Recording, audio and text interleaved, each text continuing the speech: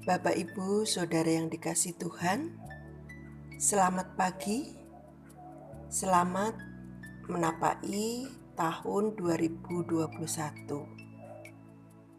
Bersama Komisi Wanita Gereja, mengawali aktivitas hari ini, mari kita terima firman Tuhan.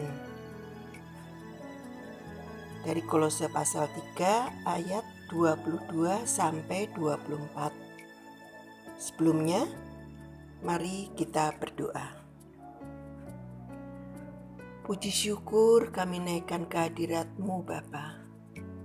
Mengawali aktivitas kami masing-masing, kami hendak menerima firman Tuhan. Buka hati dan pikiran kami ya Bapa, serta layakkan untuk menerima sabda-Mu. Agar apa yang kami lakukan hanya seturut kehendak Tuhan. Berfirmanlah ya Bapa, kami siap menerima. Di dalam nama Tuhan Yesus kami berdoa. Amin. Firman Tuhan dari Kolose pasal yang ketiga ayat 22 sampai 24 demikian. Hai hamba-hamba, taatilah Tuanmu yang di dunia ini dalam segala hal. Jangan hanya di hadapan mereka saja untuk menyenangkan mereka, melainkan dengan tulus hati karena takut akan Tuhan. Apapun juga yang kamu perbuatlah dengan segenap hatimu, seperti untuk Tuhan dan bukan untuk manusia.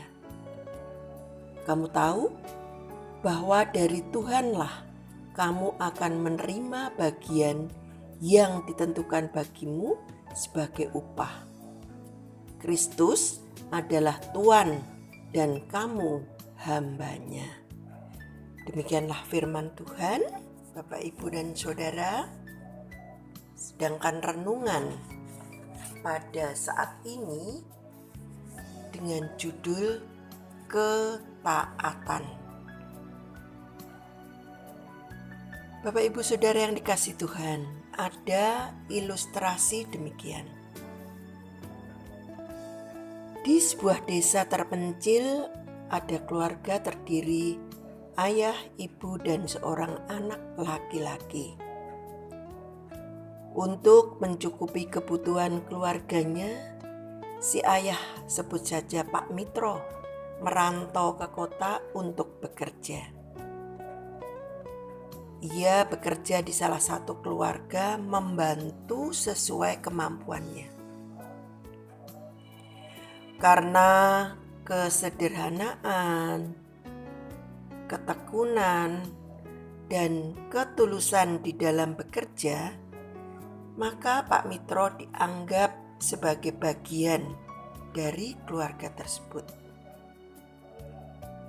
Singkat cerita Bapak, Ibu, dan Saudara, karena usia Pak Mitro sudah sepuh, tibalah saatnya Pak Mitro minta berhenti bekerja atau pensiun, istilah kerennya. Dikabulkanlah permintaan Pak Mitro oleh bos atau bapak tempat ia bekerja. Lalu bapak tersebut menawarkan dua pilihan untuk pensiun Pak Mitro. Yang pertama, uang tunai selama 20 tahun masa kerjanya. Yang kedua, 3 nasihat serta 3 bungkus roti untuk bekal perjalanan pulang ke desanya. 3 nasihat tersebut adalah: yang pertama, jangan menempuh jalan pintas. Kedua, jangan terlalu jauh mencampuri urusan orang lain. Sedangkan yang ketiga, kendalikan emosi. Di antara dua pilihan yang diajukan bosnya tadi, Pak Mitro memilih hal yang kedua. Setelah berpamitan dan membawa bekal pilihannya, Pak Mitro berjalan. Sampai di persimpangan jalan, Pak Mitro mulai bimbang. Kalau jalan ke kiri, cepat sampai, tapi banyak begal karena sepi. Sedangkan jalan ke kanan melambung jauh, tapi jalan utama dan ramai. Pak Mitro istirahat sambil membuka roti yang pertama, serta ingat pesan yang pertama. Jangan menempuh jalan pintas. Kemudian Pak Mitro memilih ambil jalan yang ke kanan. Tidak terasa malam tiba. Pak Mitro lalu menginap di penginapan sederhana. Di kesepian malam terdengar tangisan perempuan di depan pintu luar kamarnya. Tolong, tolong, tolong. Saat itu Pak Mitro sedang membuka bekal bungkusan roti yang nomor 2. Dan pada saat itulah Pak Mitro ingat pesan yang kedua. Jangan banyak mencampuri urusan orang lain.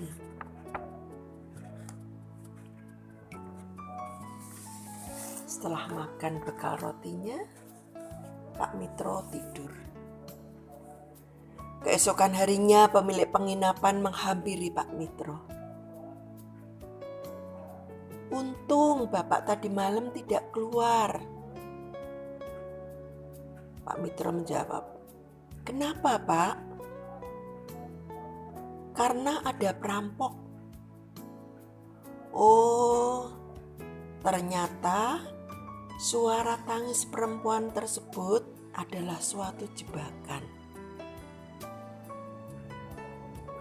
Kemudian Pak Mitro pagi itu melanjutkan perjalanan pulang ke desa atau ke rumahnya. Sampai rumah sudah larut malam. Kemudian Pak Mitro ketok-ketok pintu dan ternyata pintu tidak dikunci. Pak Mitro melihat istrinya tidur dengan ditemani seorang laki-laki. Geram, marah, campur aduk dirasakan Pak Mitro. Dia mengambil pisau di dapur dan ingin membunuh laki-laki yang tidur dengan istrinya. Tetapi seketika Pak Mitro sadar dan ingat pesan yang ketiga. Kendalikan emosi. Kemudian Pak Mitro memilih tidur di teras, tidak jadi membunuh laki-laki tersebut. Pagi harinya istrinya bangun dan membuka pintu. Didapatinya suami yang lama merantau sudah pulang. Secara refleks ibu tersebut teriak memanggil anaknya. Nak, ini loh bapak sudah pulang. Anak yang dipanggilnya itu adalah anak yang tadi malam menemani tidur. Ibunya sekali mengatakan bahwa ayahnya sudah pulang. Bapak Ibu Saudara yang dikasih Tuhan, bisa dibayangkan bagaimana keluarga tersebut. Heboh, haru, senang jadi satu. Setelah keadaan tenang, kemudian mereka duduk bersama mendengarkan cerita Pak Mitro sambil membuka bekal bungkusan yang ketiga. Ternyata selain roti, ada bungkusan uang sejumlah 20 tahun pensiunan masa kerja Pak Mitro. Itulah yang didapat Pak Mitro tentang kesetiaannya melakukan pesan keselamatan dan juga berkat yang didapat. Bapak, Ibu, Saudara yang dikasihi Tuhan, itulah ilustrasi yang boleh dikata keadaan kehidupan yang sering dialami. Firman Tuhan Kolose 3 ayat 22-24 juga mengingatkan kepada kita, hendaklah kita senantiasa taat kepada Tuhan, dan apa yang kita perbuat semuanya itu untuk Tuhan. Untuk itu mari Bapak, Ibu, dan Saudara, kita serahkan hidup dan kehidupan kita seturut pimpinan Tuhan. Amin.